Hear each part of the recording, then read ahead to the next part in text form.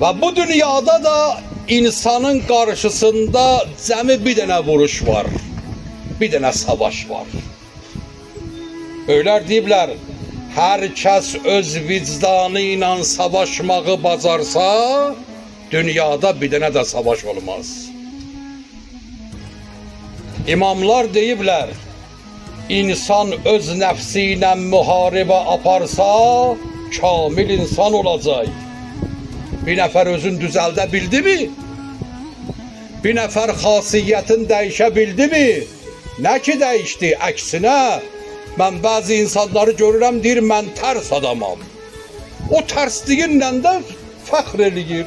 Deyiblər, inanırıq dağ yerindən tərpənər, ancaq inanmırıq insanın xasiyyəti dəyişər.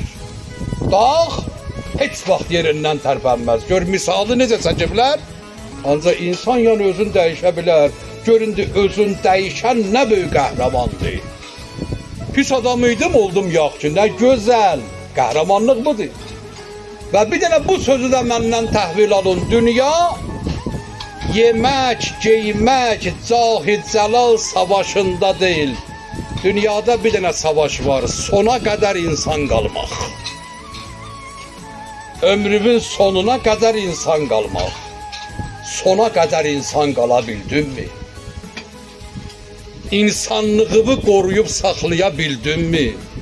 Adamı əsəbləşdirən olar, adamın haqqın kəsən olar, adama pislik eləyən olar. Sən neynədin?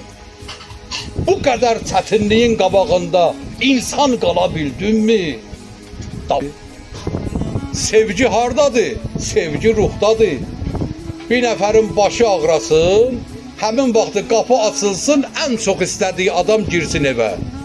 O baş ağrı qalacaq orada. Yox, bəçetramon nədir? Analıqin nədir deməli, biz düz getməmişik.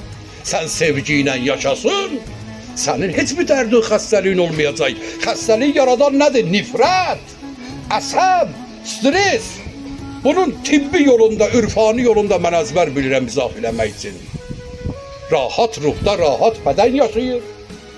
Rahat ruh bədəni rahat yaşadır. Odur, ruha üstünlük vermək lazımdır. Sevgi ilə, məhəbbətlə yaşamağı bizə öyrədiblər.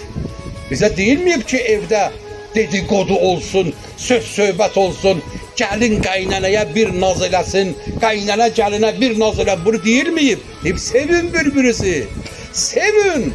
O yerdə əmin-amanlıq olacaq. Orada 5 manat, 500 manat qədər bərəkətli